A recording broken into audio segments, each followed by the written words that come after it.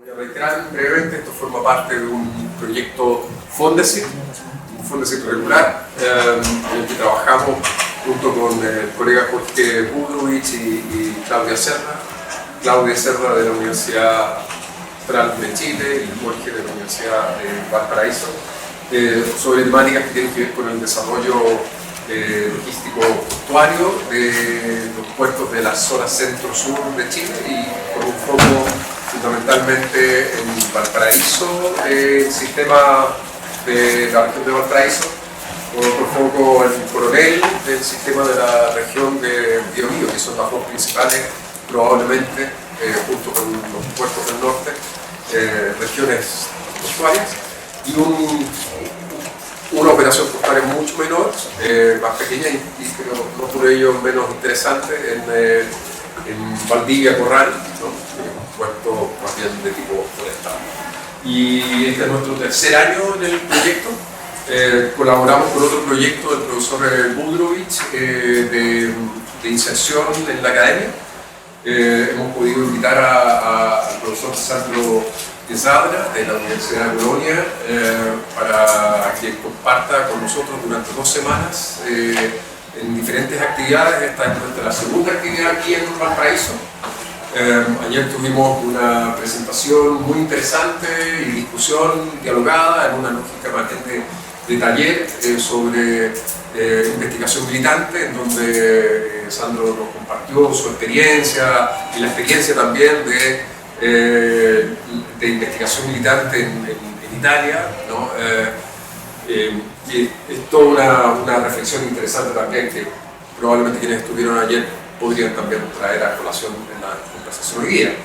Hoy día nuestro propósito ha sido fundamentalmente pedir a Sandro que nos comparta una especie de reflexión sintética del trabajo que han hecho conjuntamente con Brett Nilsson, que dialoga también con, bueno, él nos va a contar con otros colaboradores en distintos momentos. Hay una trilogía de libros muy importantes que probablemente algunos de ustedes conocen, La frontera como método, que está traducido al castellano. Ese que está traducido, entiendo yo, Sandro. Se tradujo después la colección sobre migración. También la fuga como derecho, ¿no? Derecho de fuga. Eso. Pero se tradujo antes. Ya. Bueno, esa trilogía de libros, ¿no? con Brett Nilsson para nosotros ha sido muy importante, para Jorge, para nuestro proyecto, ¿no es cierto?, de investigación. Y lo cierto es que es un honor para nosotros entonces contar con Sandro el día de hoy, porque realmente nos ha dado siempre mucho para pensar, ¿no? Así que bueno, sin mayor preámbulo, un gusto tenerlo y ojalá que todos podamos aprovechar esta presentación. Le vamos a dar al profesor la libertad de que él tenga el tiempo necesario para desarrollar lo que quiere desarrollar. En ese sentido, pedirnos tal vez a todos algo de paciencia, pero creo que merece el tiempo necesario, ¿no? Y luego vamos a abrir a la conversación y la discusión entre todos, ¿no? Así es que eso, muchas gracias. Profesor, la palabra es suya. Bueno, es un placer y un honor para mí estar con ustedes hoy, y quiero agradecer a Hernán, a Jorge, a todos y todas lo que hicieron posible mi visita a Chile. Para mí, en los últimos años, viajar a Latinoamérica se convirtió en una fuente muy importante de conocimiento a través de un intercambio de ideas y de experiencias. No es la primera vez que estoy en Valparaíso, ya conocía la ciudad, el puerto, los puertos han sido muy importantes en mi trabajo de investigación en los últimos años, sobre todo el trabajo que hago con Brett Nilsson alrededor del tema de la logística. Pero mucho antes el puerto ha sido importante para mí porque nací en Génova, que es una ciudad bastante importante de puerto en Italia, y bueno, conocer a los trabajadores portuarios, compartir sus experiencias, sus prácticas políticas, ha sido para mí muy importante desde los años 80 del siglo pasado. Y el encuentro con trabajadores portuarios en Génova ha sido el inicio de mi interés para la logística. Y bueno, por supuesto, mi interés es muy enfocado en la manera en que los puertos forman parte de cadenas logísticas transnacionales, pero tengo que decir al principio que para mí ha sido muy importante la tradición militante de los trabajadores portuarios, la tradición de internacionalismo, que siempre ha sido muy fuerte en Génova, y no es por azar que en el septiembre del año pasado un movimiento masivo en contra del genocidio en Gaza empezó justamente en el puerto de Génova, por una acción de trabajadores portuarios que bloquearon a un barco israelí. Hernán y Jorge me pidieron de hablar de los 3 libros que escribí con Bret Nilsson. Y por cierto, mi encuentro con Bret Nilsson ha sido muy importante. Es un encuentro que no tuvo lugar, como ya decía ayer, en un contexto académico, sino hace un contexto militante en el Foro Social Europeo de 2002 en Florencia, en Italia, en una asamblea migrante. Nos encontramos y inmediatamente empezamos a intercambiar ideas, experiencias. Bueno, Bret vive en Australia y Australia es muy lejos de Italia como de Chile, el paisaje migratorio es muy distinto, pero inmediatamente empezamos a trabajar sobre las resonancias entre nuestras experiencias para conseguir un punto de vista sobre las diferencias. Y dicho de esta manera, de alguna manera es el método con que seguimos trabajando en los 25 años después. Justamente Hernán decía que escribimos 3 libros, también muchísimos ensayos, y voy a hablar de esta trilogía, pero no voy a celebrar el éxito editorial o académico de estos libros. Justamente voy a revisar la trilogía tratando de destacar puntos ciegos, problemas que se plantean hoy en día con respecto a los temas que trabajamos en los 3 libros y también a las tesis que planteamos. Así de hacer una revisión crítica para destacar problemas que me parecen muy importantes hoy en día y que me gustaría charlar con ustedes después. Empiezo con un punto más general. Hernán hablaba de una trilogía. Pero los 3 libros que Brett y yo escribimos tienen enfoques bastante distintos. No hay una continuidad temática, ¿no? El primer libro, La frontera como método, es un libro justamente sobre fronteras y migración.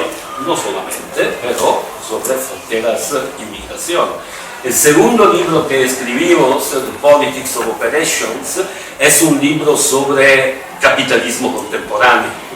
El tercer libro, que salió hace 1 año y medio en inglés, se llama The Rest and the West, y es un libro que discute, digamos, desafíos geopolíticos, aún si trata de desarrollar una perspectiva crítica sobre la geopolítica.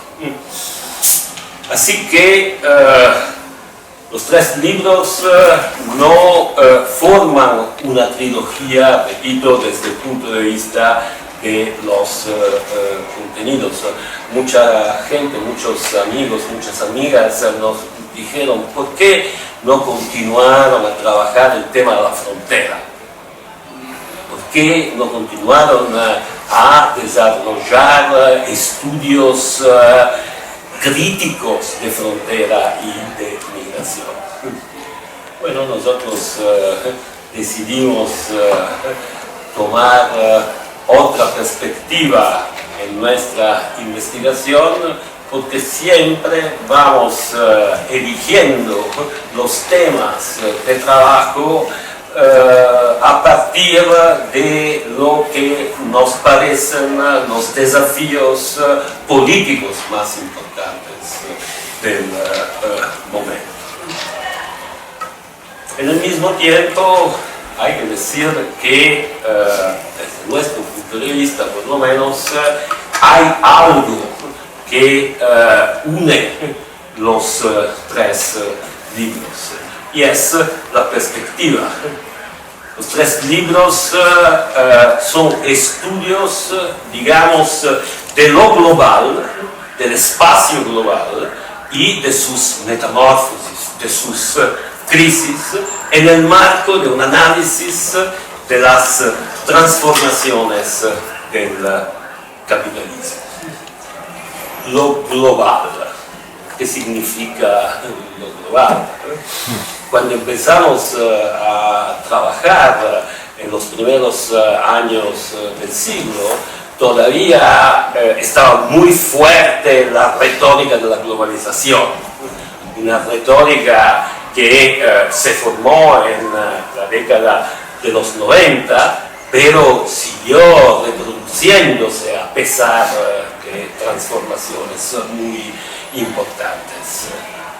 Pero para nosotros el desafío desde el principio ha sido tomar en serio, digamos, lo global, yendo más allá de la retórica de la globalización. Así que ya en la frontera como método hacemos una distinción entre lo que llamamos los procesos globales reales y la globalización.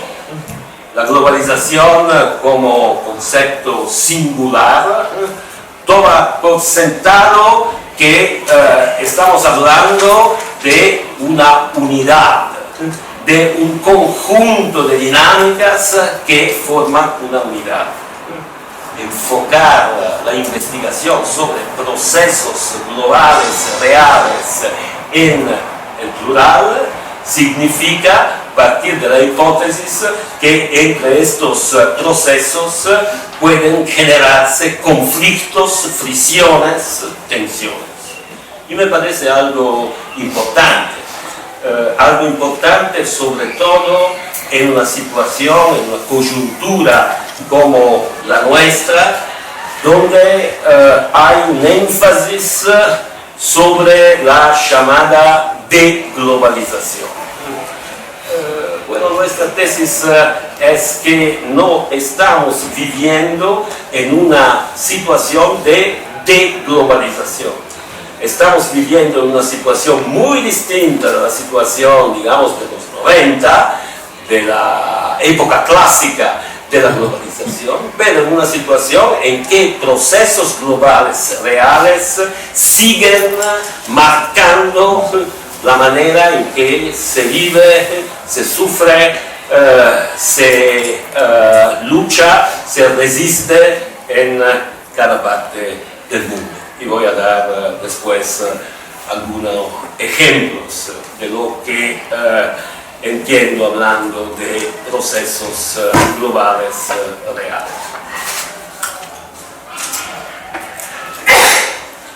Bueno, empiezo hablando del primer libro que Brett y yo escribimos, La frontera como método o la multiplicación del trabajo, que es el subtítulo del libro. Ya este libro es paradigmático de lo que acabo de decir sobre la retórica de la globalización.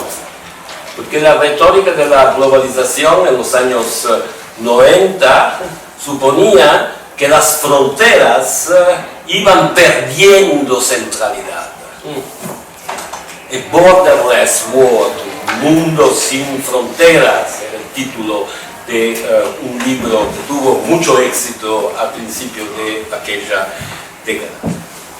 Nosotros en este libro, digamos, para entender lo que es lo global, hay que enfocar la investigación en la multiplicación de fronteras como dispositivos llave para la articulación y el enraizamiento de los procesos globales y del régimen de acumulación capitalista. Así que la frontera se convierte para nosotros en un método para investigar los procesos globales reales.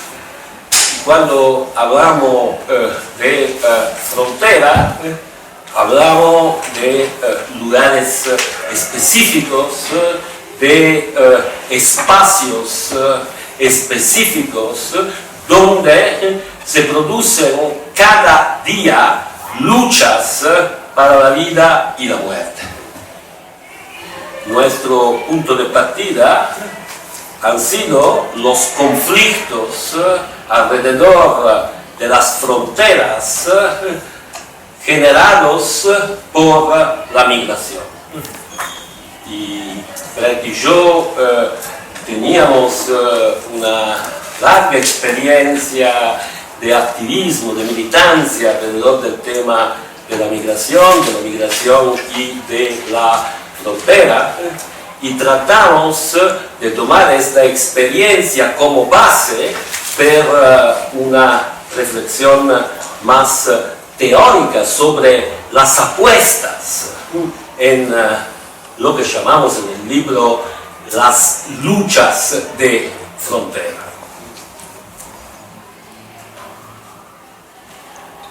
Puedo contar mucho más después, pero ahora lo que me parece importante subrayar es que en el libro hay dos tesis centrales respecto a la relación entre fronteras y migración. La primera es que la migración en sí misma tiene implicaciones políticas en la medida en que desafía un conjunto de fronteras. Claro, la frontera internacional, la frontera geopolítica, y me imagino que ustedes saben lo que pasa cada día, por ejemplo, en el Mediterráneo, donde miles y miles de mujeres, de hombres, de niños y niñas murieron en los últimos años en el intento de cruzar la frontera europea. Y algo parecido pasa en muchos otros lugares a partir de la frontera entre México y Estados Unidos. Bueno, eso es un punto importante en el libro. Decir, los migrantes no son víctimas. Claro, pueden morir. Viven la realidad de dispositivos de dominación, de explotación muy duros, pero ante que todo son sujetos, sujetos que a través del movimiento desafían un conjunto de fronteras. Y en este momento el desafío, hay un momento de politicidad de la migración. Bueno, por supuesto, este tipo de mirada surgía de un conjunto de experiencias, como decía, de activismo, de militancia alrededor del tema de la migración. Surgía de la idea y de la apuesta que la migración sea una fuerza creativa, que puede desafiar no solamente fronteras geopolíticas, sino también fronteras de la ciudadanía, fronteras de género, fronteras de raza, abriendo espacio de lucha para la radicalización de la democracia. Bueno, esta era la primera tesis. La segunda tesis tiene que ver con el gran tema de la relación entre migración, movilidad del trabajo y capitalismo. En la discusión crítica en los años 90, en la primera década del siglo, se hablaba de migración antes que todo desde el punto de vista de la exclusión. Los migrantes son excluidos. Luego hubo todo un desarrollo filosófico-político con el tema de la vida desnuda de George Agamben, otra cosa que podemos charlar después. Pero el punto es que el enfoque de los estudios críticos era justamente en la exclusión. Y Brecht y yo empezamos a cuestionar este enfoque, diciendo, parece que la única forma de dominación, explotación, sea la exclusión, y que la inclusión sea para sí algo bueno. Así que empezamos a preguntarnos por qué, por ejemplo, en Europa, en los últimos años, marcados por retóricas y políticas de fortificación de las fronteras, el número de los migrantes y de las migrantes creció, y creció mucho. Así que, para decirlo rápido, propusimos la fórmula de inclusión diferencial y jerárquica, diciendo que lo que pasa en el capitalismo contemporáneo es que el desafío de la movilidad migrante está gobernado, filtrado y convertido en fuente de valorización a través de una explotación que pasa por una inclusión diferencial y jerárquica. Bueno, estas dos tesis, y repito, puedo explicar mejor después. Pero acá sale la primera pregunta.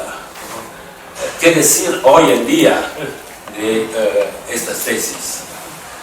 ¿Qué decir hoy en día en una situación que está marcada por una radicalización de la guerra a la migración? en muchos lugares en Europa, en Estados Unidos, pero también más allá de Occidente, en un país como India, por ejemplo, en Sudáfrica.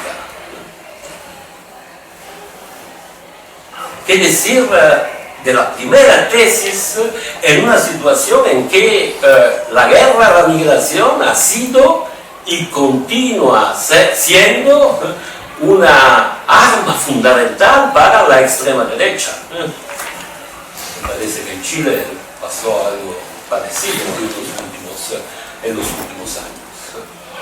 ¿Qué decir de la apuesta en la migración como fuerza creativa en este contexto? Bueno, ahora me limito a plantear la pregunta, creo que sea una pregunta fundamental. Pero también mirando a la segunda tesis, al tema de la inclusión diferencial. ¿Qué decir, por ejemplo, de una situación como la situación en Estados Unidos, donde la política de deportaciones masivas de la segunda administración Trump está creando problemas muy grandes también para actores capitalistas? En la agricultura, en la construcción, en la hotelería, en la industria de la carne, en la gran industria del trabajo digital.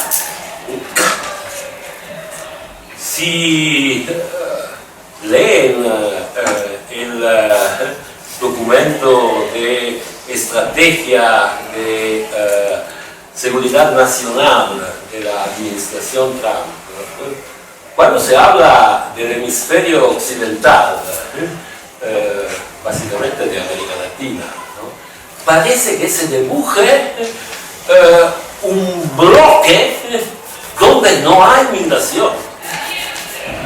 El bloqueo de la migración es uno de los primeros imperativos para la conformación de este bloque. Así que a veces, escuchando a los ideólogos de la extrema derecha, a los ideólogos de Trump, parece que se imagine un capitalismo sin migración, que es algo paradójico, porque nunca hubo un capitalismo sin migración en la historia. Y bueno, podemos agregar que un capitalismo sin migración o un capitalismo con una migración violentemente reducido puede ser también un capitalismo muy poco dinámico, un capitalismo que pierde capacidad dinámica. Y paso al segundo libro, The Politics of Operations, Excavating Contemporary Capital.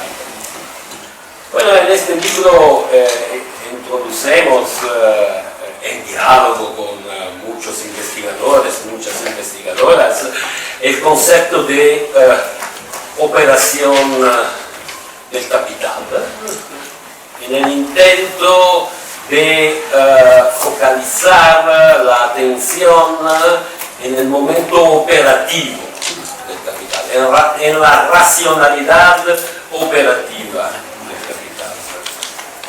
Y tratamos de abrir a través de este concepto un espacio de investigación sobre el momento en que estas operaciones del capital y los procesos globales más en general aterrizan, tocan tierra.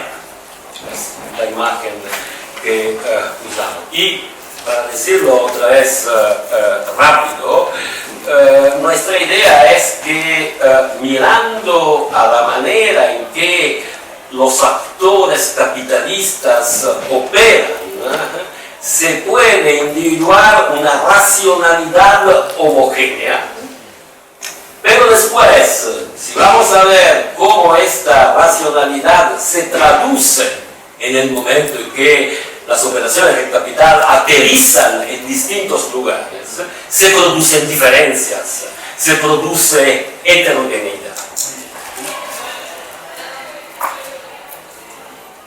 En este libro nos enfocamos en tres dominios de actividad económica: la extracción, la logística, justamente, y las finanzas.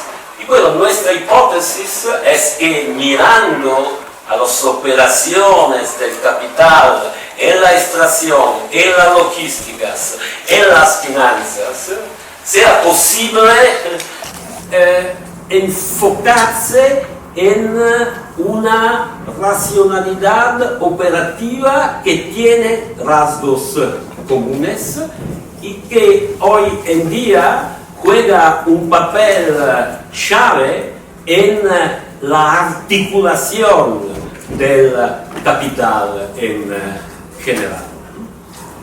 Y esta racionalidad operativa que analizamos haciendo referencia a muchos estudios sobre extracción, logísticas y finanzas, está marcada, según nosotros, por un concepto de extracción en un sentido ampliado. Yo trabajé bastante el tema de extracción en América Latina, sobre todo trabajando con una compañera amiga argentina, Verónica Gago, y escribimos un par de ensayos juntos que han sido muy importantes para mí y para el trabajo que hago con Brett. Ustedes conocen, me imagino, todo el debate que empezó hace 20, 25 años atrás sobre el neoextractivismo en la región. Y bueno, nuestra impresión, la impresión mía y de Verónica, era que este debate estaba unilateralmente enfocado en la extracción en sentido literal. Minería, la soja, etc.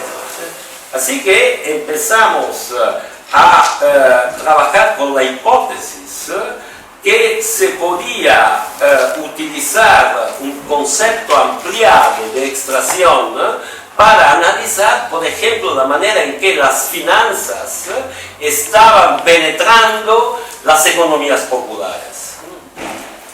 Y bueno, la idea era, hay algo común.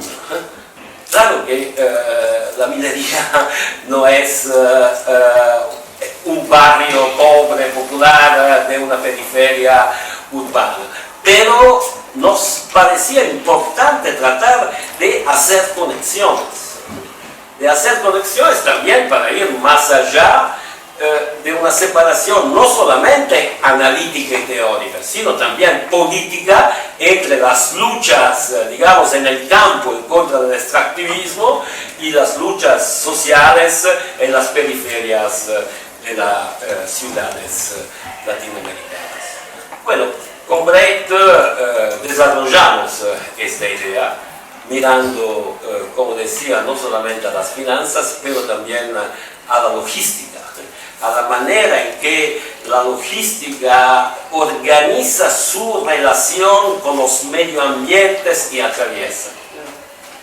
Donde el tema de la producción, si toman por ejemplo una compañía como Amazon, la relación que tiene Amazon con los productores de los productos que vende es una relación típicamente extractiva. Miramos también a las transformaciones de la agricultura en el tiempo de la gran distribución, donde las grandes marcas de supermercados así mandan el proceso de producción a través de su logística, así para dar un par de ejemplos. En este libro empezamos también a hablar de plataformas digitales, que es un tema que desarrollamos más después de la publicación de Politics of Operations. La gente que trabaja el tema de las plataformas digitales usa un concepto que suena muy mal, el concepto de plataformización, y sin embargo creo que sea un concepto importante, ¿no? Porque habla de los efectos de la difusión de las plataformas digitales, de su racionalidad operativa de origen logística, más allá de los sectores en que operan las plataformas digitales. Así que plataformización para mí es un ejemplo muy preciso de lo que llamaba antes procesos globales reales. Ustedes saben que las plataformas digitales tienen una relación muy fuerte con la organización del trabajo. El management algorítmico del trabajo es algo que es muy conectado con la difusión de plataformas digitales. Así que se puede hacer una comparación con otra innovación muy radical en el campo de la organización del trabajo, el terrorismo. Si miran a la manera en que el terrorismo se difundió a nivel mundial, bueno, tomó décadas y décadas, hasta un siglo. Las plataformas digitales se globalizaron en pocos años, en 3, 4, 5 años. Y hoy en día las plataformas digitales son difundidas prácticamente en todo el planeta y sobre todo es difundido el proceso de plataformización. Cuando hablamos de plataformas digitales pensamos en, qué sé yo, en las grandes plataformas norteamericanas, en Google, en Facebook, pero en China hay plataformas digitales que están tan grandes, tan importantes como la llamada Big Tech en Estados Unidos.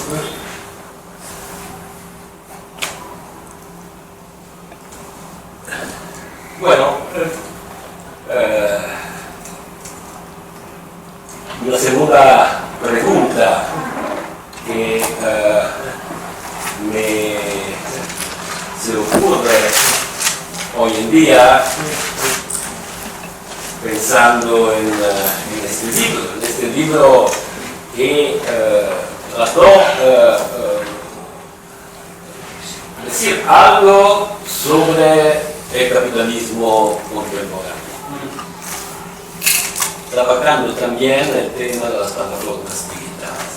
Bueno, creo que no vimos una cosa muy importante, que es el proceso de centralización del capital, de constitución de monopolios, está estrechamente vinculado con la dinámica de acumulación hecha posible por el capitalismo de plataforma. Mencionaba antes Big Tech en Estados Unidos, Google, Amazon, Alphabet, Facebook, bueno, son monopolios. Y en la pandemia estos monopolios en el mismo tiempo se hicieron visibles y aceleraron su dinámica.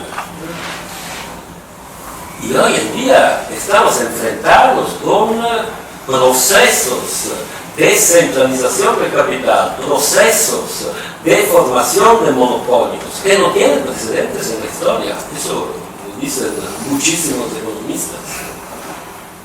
Así que bueno, yo me pregunto por qué no vimos esta camino nosotros, yo participo en una discusión sobre capitalismo contemporáneo en Italia que tiene más de 30 años. Bueno, nunca el tema monopolio, concentración, centralización de capital y de poder. Así de central. Además es un monopolio bastante peculiar, no es el monopolio del acero. ¿No? Nosotros, para hablar de estas plataformas digitales gigantes, usamos el concepto de plataformas infraestructurales. El concepto de infraestructura salió esta mañana en la discusión. ¿Qué significa plataformas infraestructurales? Plataformas que proveen las infraestructuras básicas para la interacción, el intercambio, la cooperación social. Estas son las grandes plataformas digitales hoy en día. Y un monopolio sobre las condiciones de la interacción, de la cooperación social, es algo bastante novedoso. Y creo que tendría que ser un punto fundamental para nuestra discusión, para nuestra investigación hoy en día.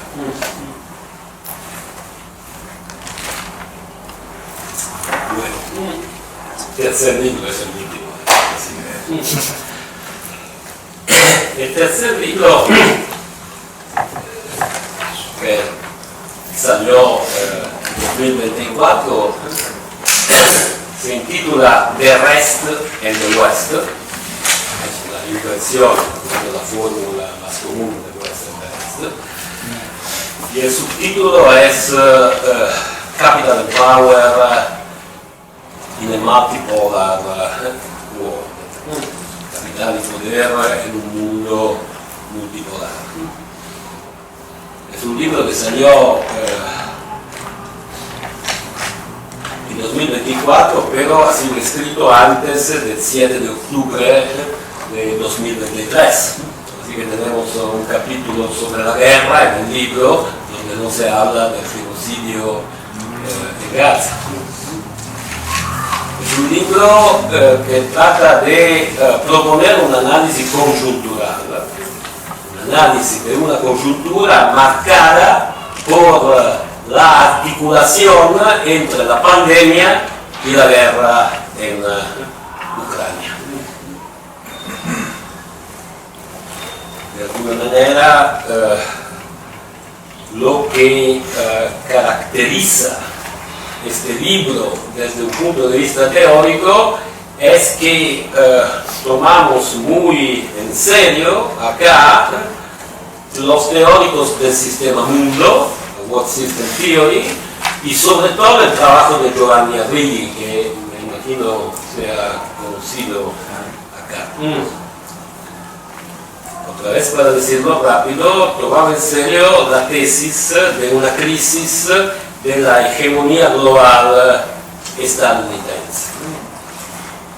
Y tratamos de analizar la coyuntura abierta por la invasión rusa de Ucrania desde el punto de vista de una doble crisis. Una crisis del sistema internacional y una crisis justamente del sistema mundo.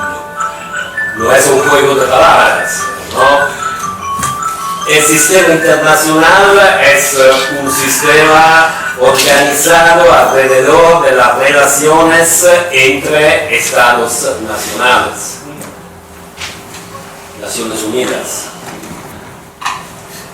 El sistema mundo es un sistema articulado alrededor de la conexión entre el sistema internacional y la organización del mercado mundial capitalista.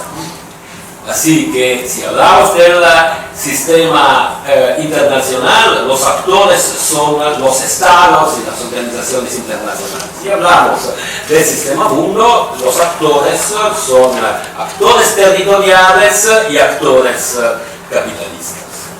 Bueno, parece algo casi banal, pero por lo menos en Italia, en Europa, la discusión de la crisis actual siempre se hace básicamente desde el punto de vista del sistema internacional. Y es en este sentido que nuestro libro es también una crítica de la geopolítica, aun si tratamos de tomar en serio los problemas que están en el centro de las análisis geopolíticas, en el intento de abrir otra perspectiva. Trabajamos con el concepto de multipolaridad, pero lo hacemos de manera bastante peculiar. En los usos políticos más comunes, la multipolaridad es un modelo, un objetivo. Tenemos que construir un mundo multipolar. Lo dice Putin, lo dice Lula, lo dicen de manera distinta, pero nosotros no usamos el concepto de multipolaridad en este sentido. Lo usamos como una herramienta que permite mapear el mundo como está organizado hoy en día. Y hoy en día significa justamente, después de las dos guerras en Afganistán y en Irak, y después de la gran crisis financiera de 2007-2008. En este sentido, agregamos que esta multipolaridad es centrífuga y conflictual. No es un modelo para nosotros y al mismo tiempo no decimos que hay un sistema multipolar. La multipolaridad es centrífuga y conflictual, y en esta situación la reorganización de los espacios globales sale como tema de fondo detrás de la proliferación de guerras y regímenes de guerra, un concepto que desarrollamos en el libro. Para nosotros, hablar de multipolaridad no significa hablar de polos que puedan ser mapeados como se mapean los territorios estatales. Por lo contrario, nuestra tesis es que hay una intersección constitutiva entre procesos capitalistas y territoriales. De alguna manera, América Latina ha sido importante para nosotros, porque en América Latina, por supuesto, hay Estados Unidos y también hay la presencia de China.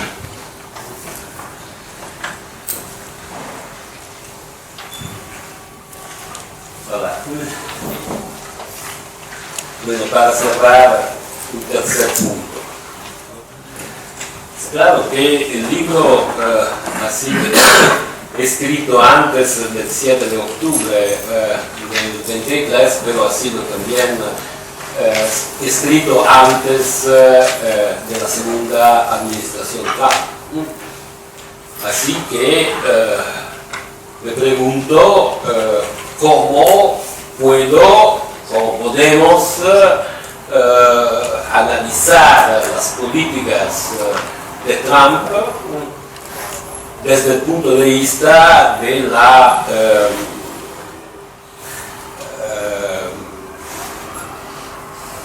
teoría que desarrollamos en Der Rest in the West. Otra vez para decirlo rápido porque mi castellano me está abandonando. Yo creo que se puede decir, en términos muy generales, que Trump está intentando de convertir estos polos marcados por intersecciones entre territorialismo y capitalismo en bloques. Y el corolario a la doctrina Monroe y la dominación del hemisferio occidental me parecen ejemplares en este sentido. Está muy claro que la política de Trump plantea directamente el tema del imperialismo, pero directamente. No es algo que hay que descubrir críticamente entre las líneas de sus discursos. Sus referencias históricas, McKinley, a Theodore Roosevelt, son muy claras en este sentido. Y otra vez, por supuesto, hay una relación entre imperialismo y procesos de centralización de capital y de formación de monopolios. Es tema bien conocido que ha sido central en la discusión sobre imperialismo en el principio del siglo. ¿Cómo podemos analizar y explicar teóricamente este retorno de un imperialismo muy clásico? En The Rest in the West, es un libro muy reciente, ¿no? Tratamos de analizar distintas formas de proyección de poder hacia el exterior. Y hablamos de Rusia, de China y Estados Unidos. Y nos parecía que Rusia tenía el modelo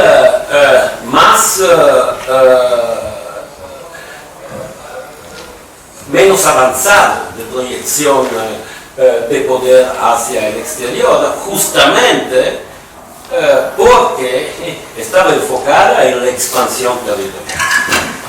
Mientras que nuestra impresión era que China y Estados Unidos compartían mucho en la manera de proyectar poder. Pero Trump habla directamente de expansión territorial y la política de israelí en el Medio Oriente es también una política de expansión territorial. Sí, y otra vez retorna el tema de la expansión territorial. ¿Cómo podemos explicar desde un punto de vista teórico este retorno, repito, de un imperialismo muy tradicional, un imperialismo vinculado con la expansión territorial? ¿Y qué tipo de capitalismo está detrás de esta vuelta al imperialismo más tradicional? Bueno, esta es la tercera pregunta y gracias.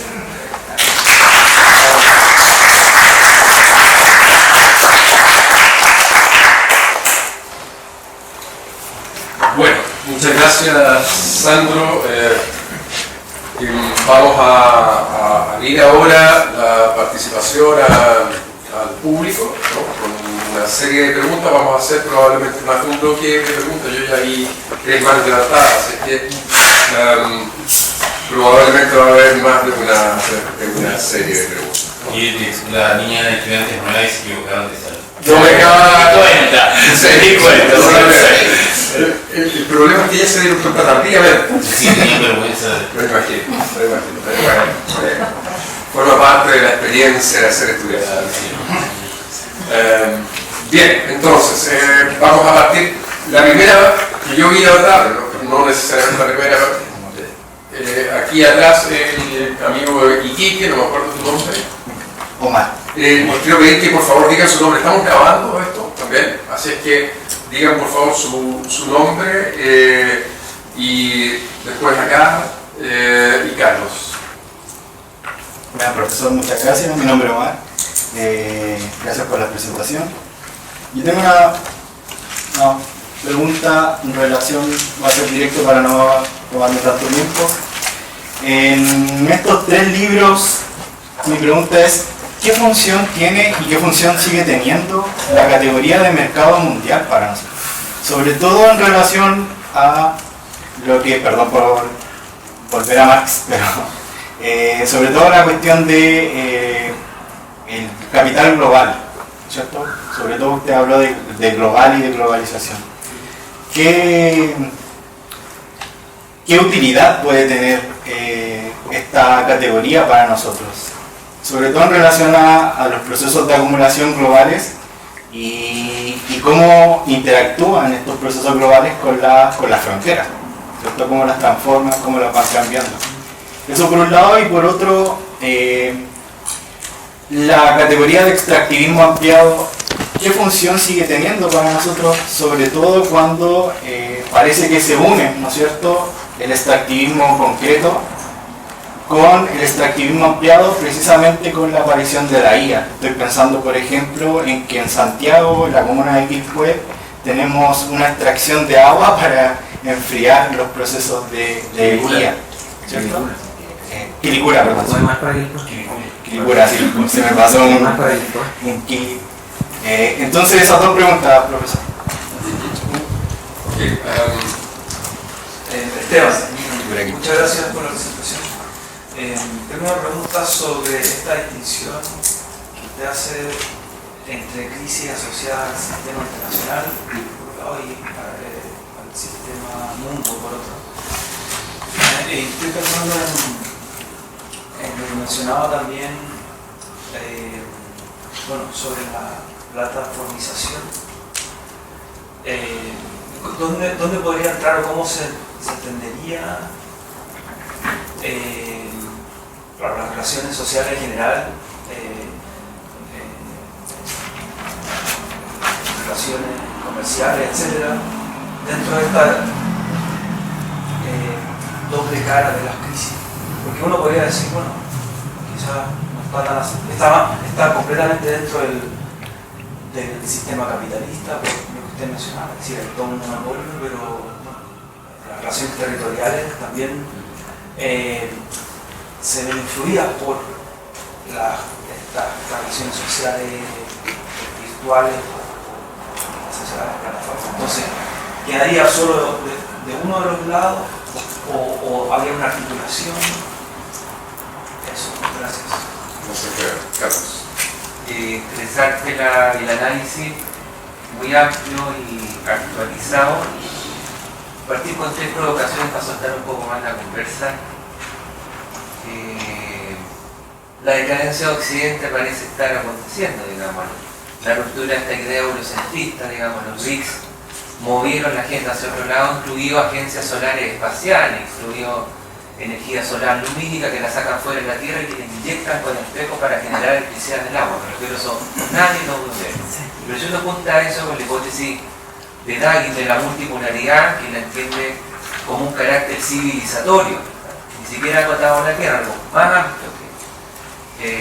Y esta idea de Drake de lo post-capitalista, que no es de ahora sino que es de los 90, ¿cómo entiendes tú quizás en ese contexto la idea de que con el cambio climático, el cambio tecnológico y el geopolítico sí se abre otra matriz productiva mundial? Esa matriz productiva de alguna forma, quizás cuando tú hablabas de lo homogéneo y lo heterogéneo, voy a esa idea, cómo puede quizás mover los límites elementos como la bioconstrucción, el agua dulce, las mismas plataformas digitales, pero ya no pensando en una restauración de un orden, sino definitivamente algo más poshumanista, transhumanista, anarcocapitalista, o sea, algo nuevo hacia adelante, en el sentido de nuevas cadenas de valor con cambio de moneda, con cambio de la matriz productiva y con plataformas en el océano, puertos flotantes, o sea, o un nuevo capitalismo o un invento de capitalismo, pero como transformamos la deuda en nuevo activo, transformamos la transferencia, incluso en los estados nacionales tendrían otro tipo de forma de ejercer el poder. ¿Cómo lo ves desde el punto de vista quizás como biopolítico? ¿Quiénes estarían ejerciendo el poder ahí? ¿Son los políticos? ¿Son los técnicos? ¿Hay gente que está en otra línea, digamos? Yo en lo personal veo que ahí la ideología ya no es tan predominante como lo fue en el siglo XX, sino que hay algo más técnico que quizás necesariamente algo tan ideológico. Tiene componente ideológico, pero no solo Chicago Boy, ya no es ese mundo, es otro mundo. Entonces, ¿cómo ves la configuración de ese sistema mundo en América Latina, en Europa? Porque claramente tiene efectos diferenciados. El efecto no es igual en todos los continentes. Puedo simplemente agregar un elemento aclaratorio más bien, ¿no? para que nos clarifique un poco más la idea de extracción ampliada, ¿no?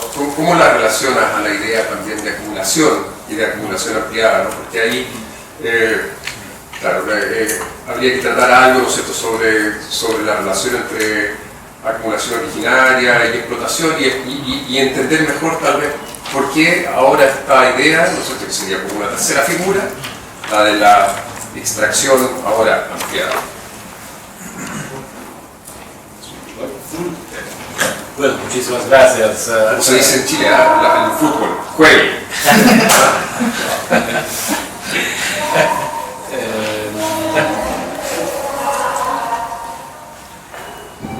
Yo creo que el mercado mundial sigue siendo una categoría de análisis fundamental.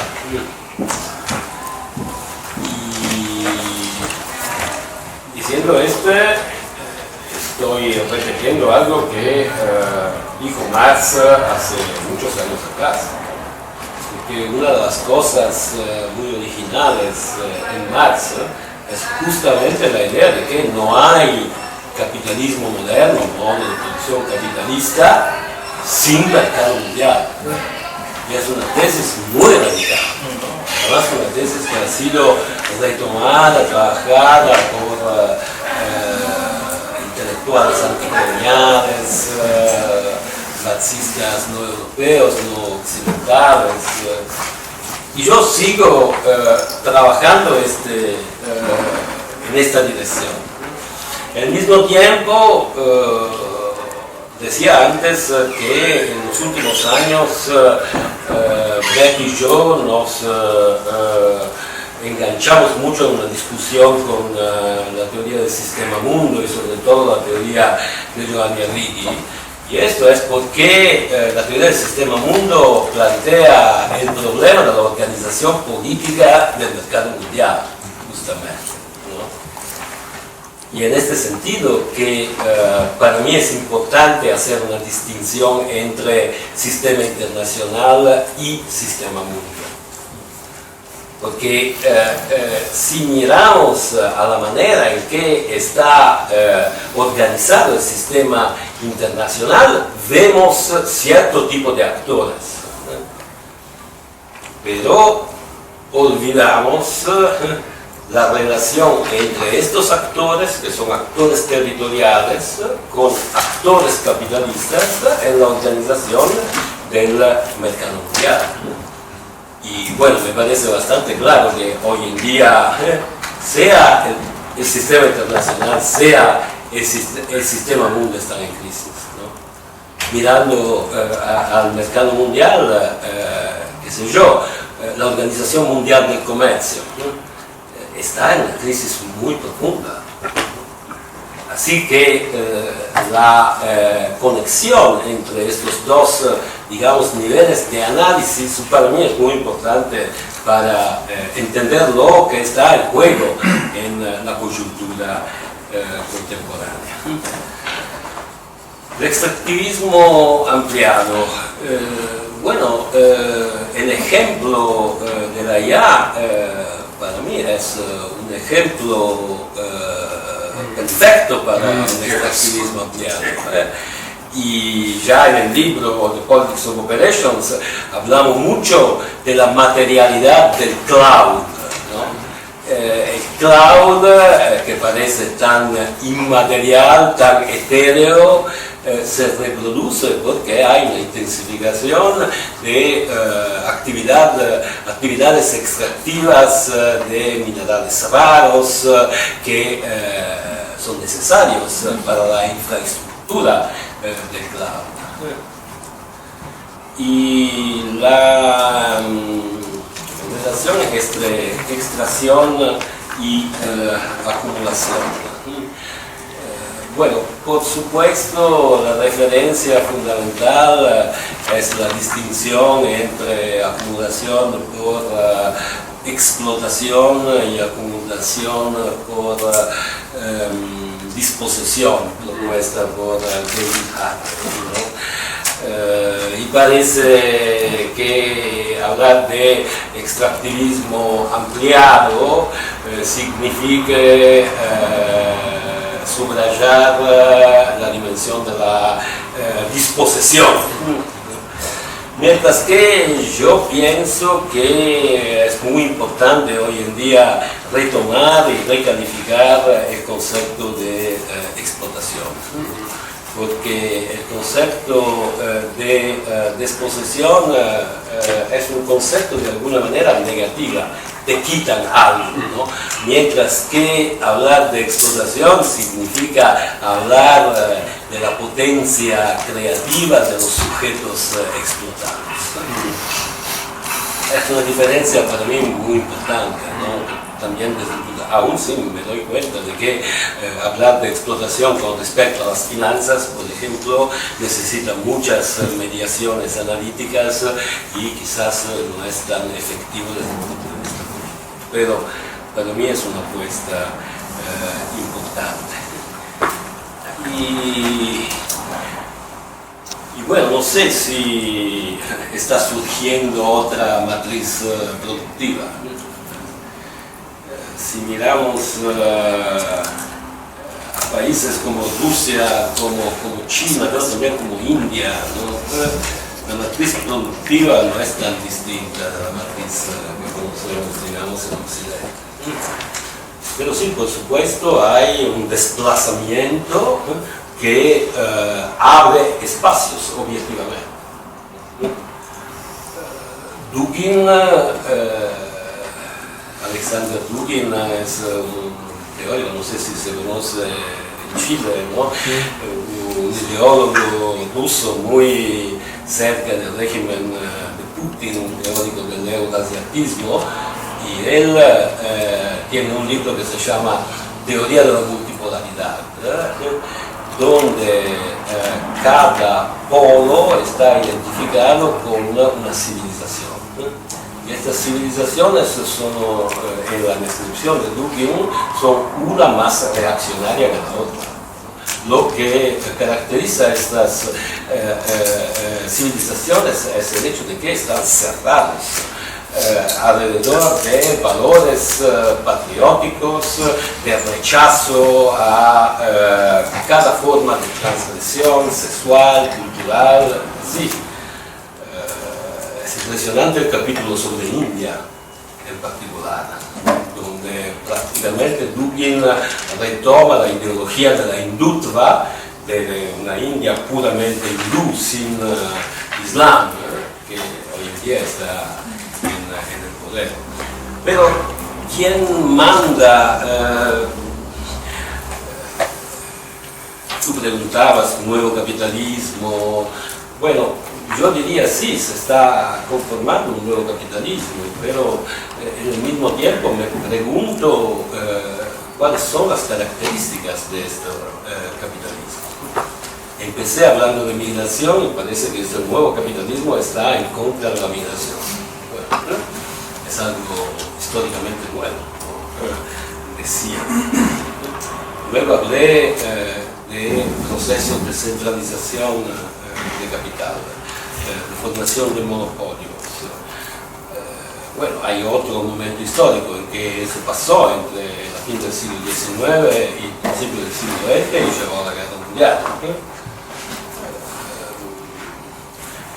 Hay varios teóricos que hablan de un nuevo feudalismo y no de un nuevo capitalismo, entre ellos Varoufakis, Yanis Varoufakis, ¿no? Pero también George Dean. Y no sé, a mí me parece que la norma fundamental del sistema sigue siendo la valorización y la acumulación del capital. Por eso creo que merece la pena hacer hincapié en un nuevo capitalismo. Pero me doy cuenta de que hay rasgos de este capitalismo que son bastante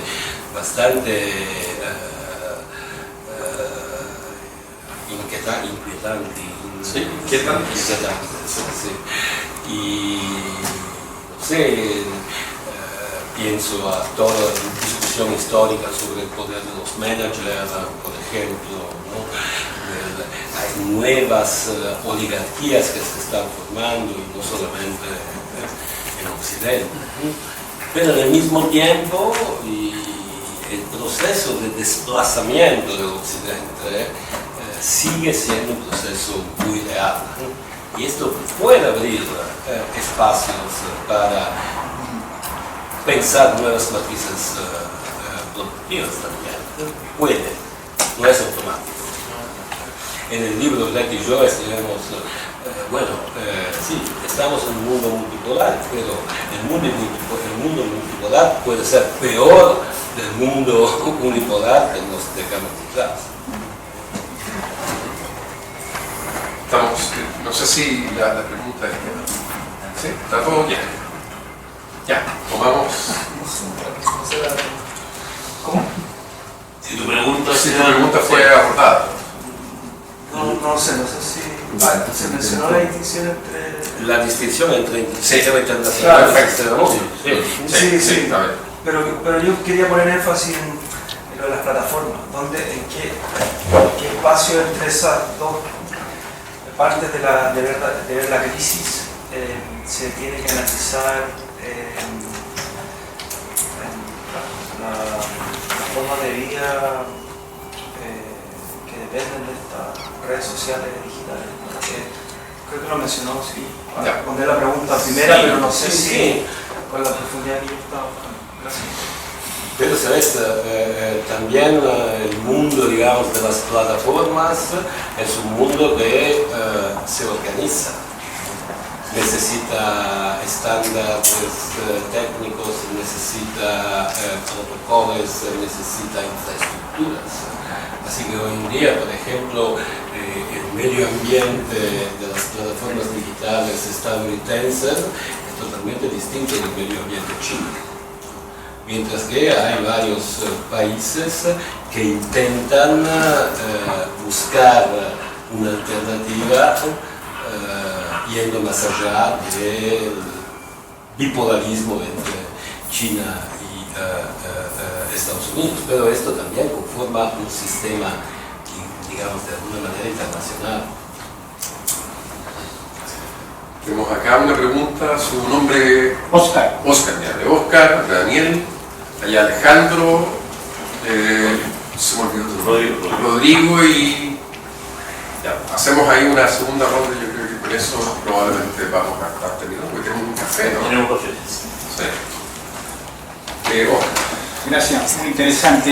Lamentablemente me perdí gran parte de su exposición, me tuve que salir a apagar un incendio. Pero bueno, no soy Esperemos mentero. que no literalmente. No soy mentero. Pero es una metáfora, ¿no? Mire, tal vez mi pregunta apunta a algo un poco más abstracto. Me voy a valer de esta palabra que gusta de usar David Harvey, que usted mencionó, ¿cierto? La desposesión, ¿no? La verdad es que, digamos, la humanidad en general ha sido desposeída desde siempre. ¿no? En el capitalismo, a mi modo de ver, la desposesión se ha acentuado en todo orden de cosas, ¿no? O se nota más, digamos, ¿no? Pero dentro de todas las desposesiones que hemos sufrido y que yo siento en particular, es la desposesión del lenguaje, ¿sí? Me da la impresión, a mí, o por lo menos yo vivo como que estoy en una cárcel lingüística, porque el capitalismo tengo la impresión de nuevo, que se ha apoderado también del lenguaje. Y a través de estas plataformas de las cuales se habla, ¿cierto?, se impone un lenguaje, ¿sí? Se imponen, digamos, procesos, protocolos, palabras, contracciones, etc., ¿no? Entonces se ha construido un lenguaje a través del cual están todas estas máquinas que usamos, ¿cierto?, a través del cual nos estamos comunicando. Y entonces la pregunta que me emerge aquí, ¿cierto?, es no tendríamos que buscar, parece imposible, ¿no? Yo estoy encerrado, siento la cárcel, veo los barrotes, pero no veo cómo escapar. ¿Sí? Si usted ve algún sentido, cómo migrar, ¿cierto?, a otro lenguaje, a otra forma de hablar, salir de la cárcel y verla desde fuera, ¿sí? Yo creo que es posible, ¿sí? Es posible hablar desde fuera de la cárcel que estamos viviendo. Chile es un laboratorio muy interesante, creo, porque nosotros en 1973, como todo el mundo sabe, sufrimos un golpe de Estado, ¿no? Y vivíamos culturalmente y con un lenguaje muy diferente al que hoy día tenemos. Se institucionalizó el neoliberalismo en Chile. En Chile no existía para nada una cosa como esa, ¿sí? Pero a lo largo de los años, durante la dictadura militar y después recuperada la democracia, toda esa infraestructura se ha acentuado y se ha institucionalizado, ¿sí? Pero esa es la parte, digamos, yo diría, material del asunto, pero algo un poco menos material es que también se ha instalado un lenguaje junto con eso, del cual es muy difícil escapar, y siempre hablamos entonces del mercado, de la oferta y la demanda, sumisible, ¿no? El tipo de lenguaje que se usa. Entonces, bueno, yo creo que hay esperanza en alguna medida en que nosotros seamos capaces a nivel lingüístico de escapar de esa cárcel y mirarla desde fuera y hacer, no sé qué se verá desde fuera, ¿no? Porque sí, como digo, sigo encerrado, ¿no? Estoy encarcelado, no tengo la llave, ¿no? Bien, eso es. No me acuerdo si era Alejandro o Daniel. Profesor, muchas gracias por su presentación. Quería consultarle, a propósito, tomando algunos hilos de intervenciones anteriores, respecto de las tesis de Lazarato y Alié.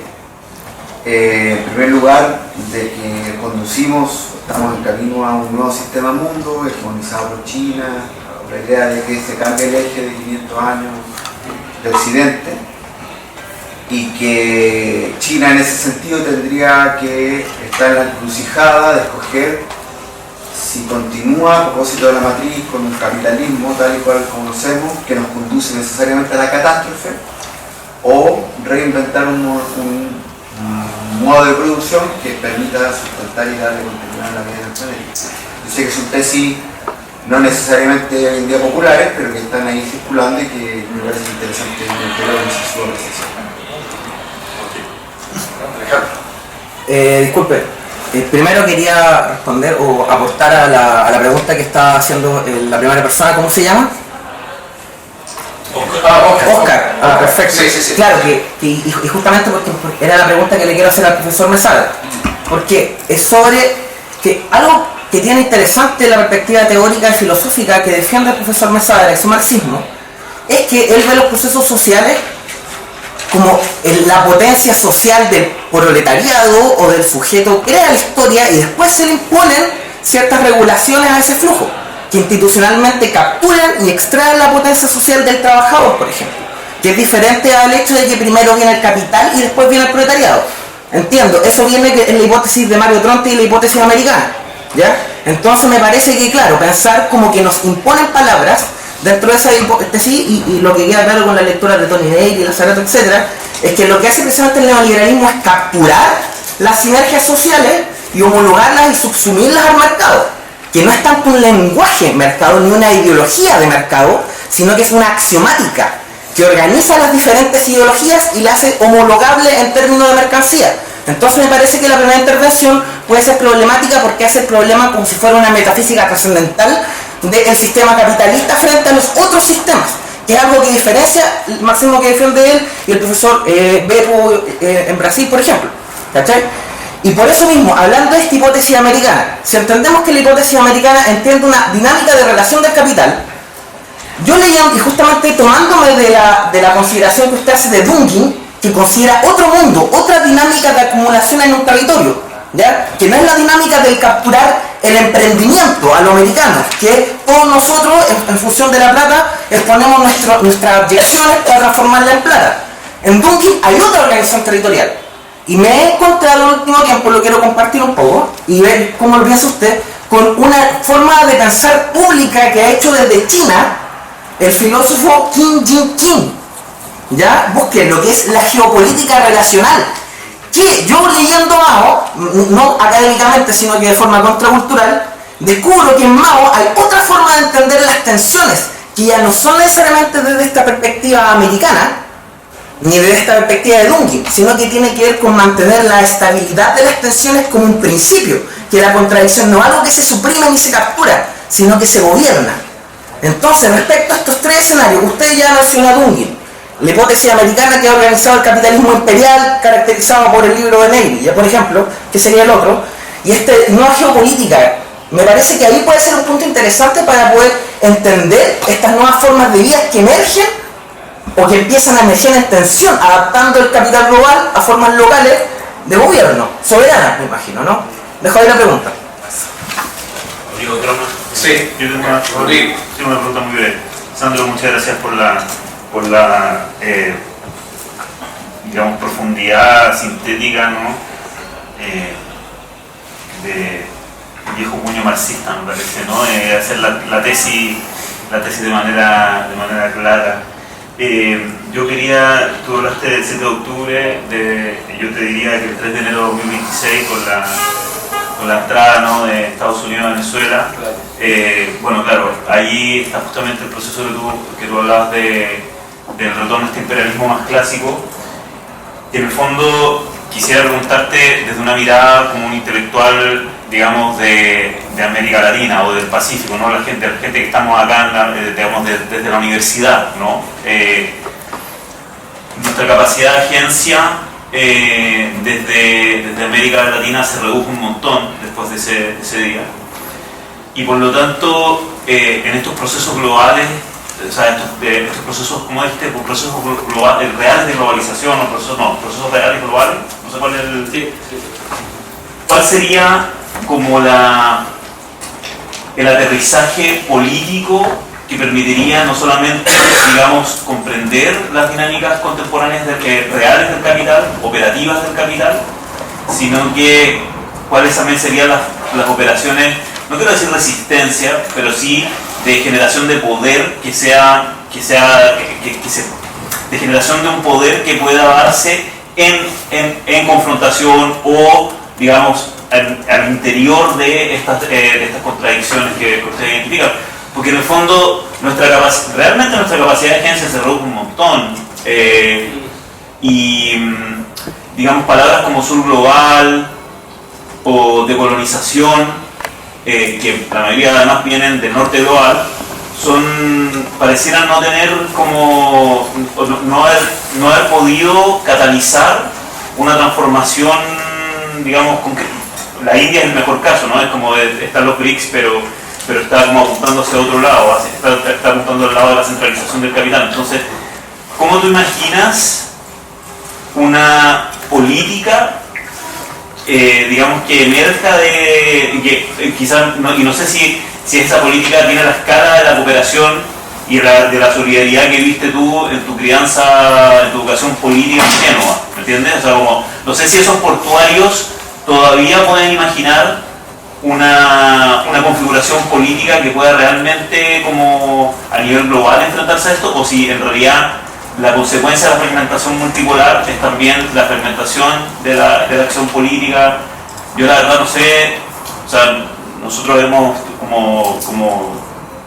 hay grupos de personas que estamos discutiendo, digamos, esquemas posibles, pero me interesa saber cómo tú mismo lo estás pensando como en el piso de la política, en la operación, digamos, de creación de poder no capitalista, o por lo menos antiimperialista, desde las tesis que ustedes están manejando con Bret Nelson.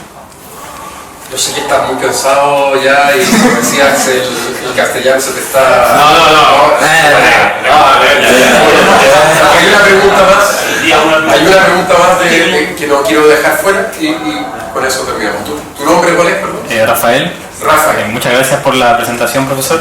Bueno, mi pregunta es que en el plano de las intersecciones de que usted habló, ¿de qué forma se ponen en jaque al sistema internacional? O sea, ¿de qué forma ponen en jaque al sistema internacional los agentes capitalistas? Es decir, ¿cómo se manifiestan las tensiones del sistema mundo que usted habló?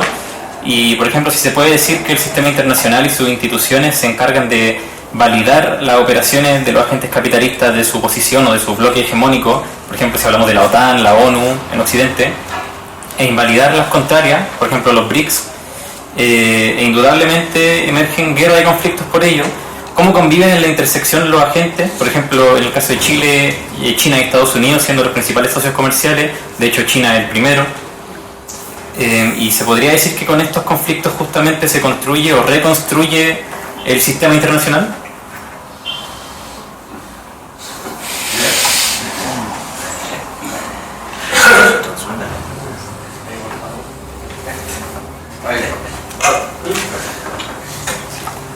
Muy bien.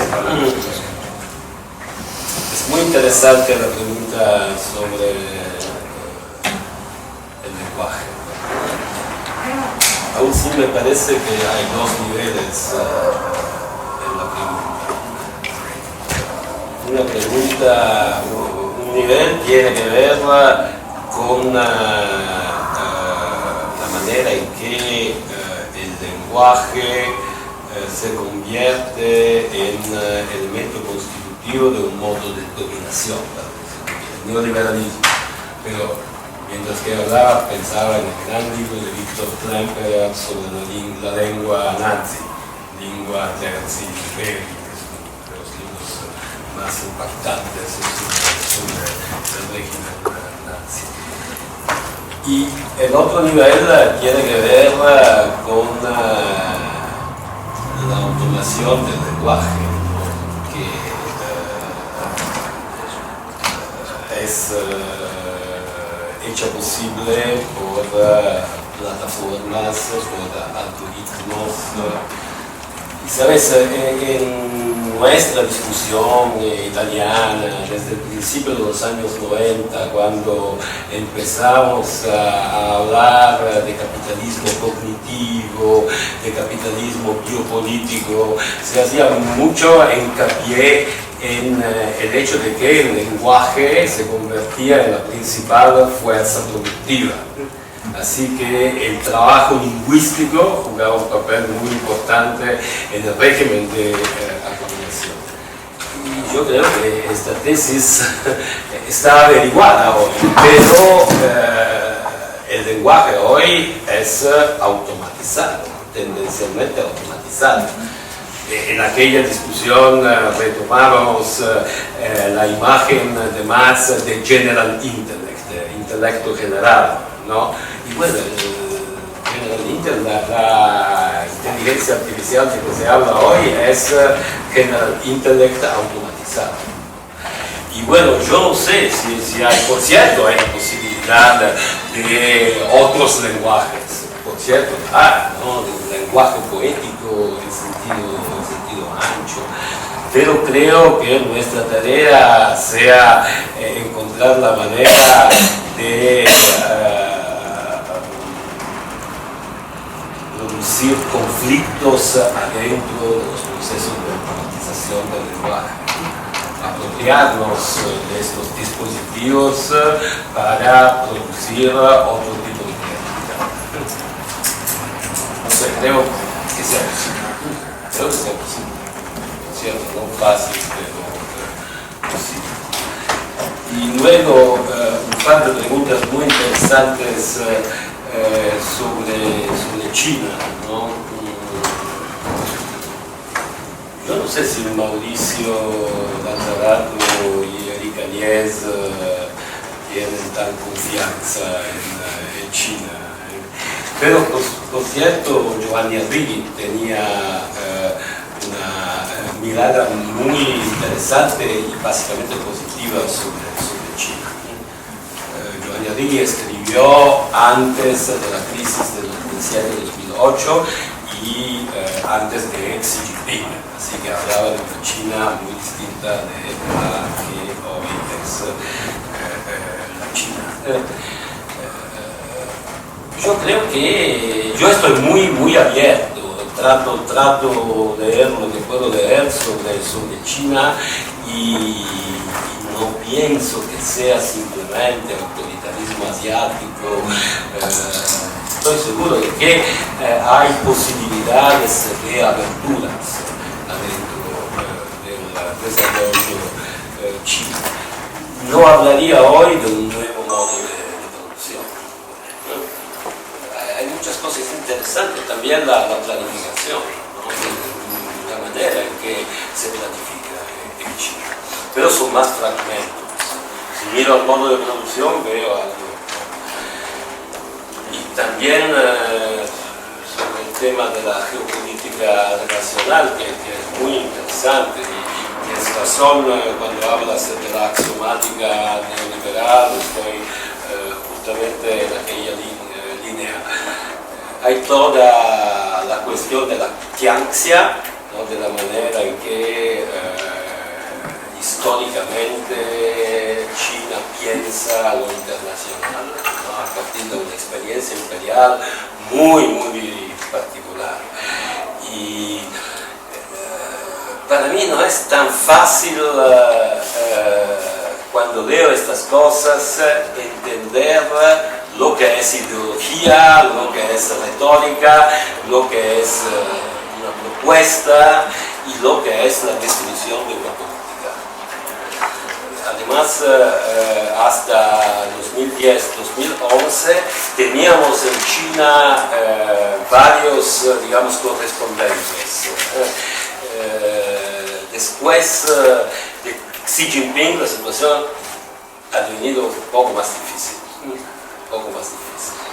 Te pasa de hablar con marxistas chinos que no son muy interesantes, por lo menos en mi experiencia. Pero bien, otra vez yo estoy muy abierto, muy interesado a lo que pasa en China. Para ahora veo fragmentos muy interesantes, pero no un nuevo modo de producción. Y el 3 de enero, sí, claro, estoy de acuerdo. Yo escribí un artículo en noviembre sobre el documento estratégico sobre seguridad internacional, prácticamente imaginando lo que iba a pasar en Caracas, no de aquella manera, pero bueno, estaba bastante claro. Y lo que me parece importante es lo que estaba diciendo sobre la reducción de agencias. Y retomo lo que decía antes, ¿no? La estrategia estadounidense en este momento es la formación de un bloque, ¿no? Donde hay homogeneidad. Por supuesto, hay contradicciones desde este punto de vista. Las elecciones en Colombia del domingo han sido bastante interesantes, ¿no? Después de una presión muy fuerte estadounidense y de una actitud dura del presidente Petro. Creo que tenemos que mirar a este tipo de contradicciones y en el mismo tiempo en el enraizamiento de un conjunto de movimientos sociales en sentido amplio, ¿no? ¿no? También con formas de vida en la región que resisten a la lógica del bloque. Y tú hablabas de generación de un poder, bueno, este es el punto, y creo que no sea posible dejar de lado la cuestión de los procesos globales, porque también esta mañana cuando hablábamos del puerto de Valparaíso, ¿no? El tema era justamente los procesos globales que circunscriben las posibilidades en el puerto de Valparaíso y abren espacios. Así que hay que imaginar formas de manejo de estos procesos. Y sin poder colectivo no es posible, está claro, ¿no? Yo pienso que este poder hoy en día en países, digamos, como Chile e Italia, no puede ser un poder nacional. No es posible enfrentarse con estos procesos tan poderosos desde el punto de vista de un Estado nacional de pequeño o medio tamaño. Así que procesos de integración, una política en la escala regional me parece fundamental, y esto es para mí también el modo en que trato de repensar la herencia, el legado del internacionalismo. Construir espacios regionales que puedan ser espacios de lucha, espacios de formación discursiva y también espacios de gobierno y de poder. Y bueno, sobre el sistema internacional y el sistema mundo, otra vez hablaba de la obra de Giovanni Arrighi, que es un economista, historiador italiano que se fue de Italia a finales de los años 70 y trabajó con Fernando Wallerstein en Estados Unidos en la línea de la llamada teoría del sistema mundo. Él tiene una respuesta, ¿no? Él dice, desde el principio de la historia moderna del sistema mundo capitalista, siempre hubo una potencia hegemone capaz de organizar el mercado mundial al encuentro, del punto de encuentro entre lo que llama territorialismo, lógica política para simplificar, y capitalismo, lógica económica para simplificar. Así que primero había la República de Génova en su alianza con la monarquía española en el siglo XVI, luego Holanda, luego Gran Bretaña, Estados Unidos, y hoy yo creo que el punto hoy es justamente que los Estados Unidos no están más capaces de practicar esta función hegemónica a nivel global. Creo que no es necesariamente algo bueno, lo repito, porque en situaciones así hay muchos peligros. Las dinámicas son menos controlables realmente. Pero para mí el punto es este, ¿no? Y tengo que decir, yo me acuerdo, no sé si se conoce acá la obra de Giovanni Arrighi. Sí. Bueno, él tiene este gran libro que se llama El largo siglo XX, ¿no? Y en este libro él dice que el tema fundamental después del fin de la Guerra Fría es la crisis de la hegemonía global de Estados Unidos. El libro salió en 1996. Yo me acuerdo de leer este libro y decir, no es posible, porque todos los siglos. Pero después de unos años, bueno, retomé y me di cuenta de que tenía sus puntos, ¿no? Y Y repito, porque acá volvemos a tu pregunta, ¿no?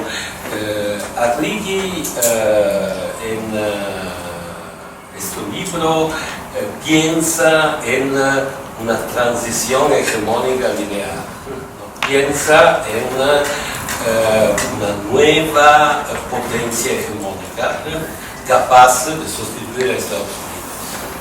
Pero en los años siguientes él problematizó bastante esta idea y murió en 2009, 2010, así que no logró analizar las consecuencias de la crisis financiera de 2007-2008. Pero yo pienso que hay muchas posibilidades que la lógica misma de la hegemonía, así como la interpretó Arrighi con respecto al sistema del mundo, se acabó. Y se están conformando espacios distintos. No veo tanto la posibilidad que China pueda sustituir a Estados Unidos. Veo más conformaciones híbridas para Bien. Bueno, muchas gracias. Sí, vamos a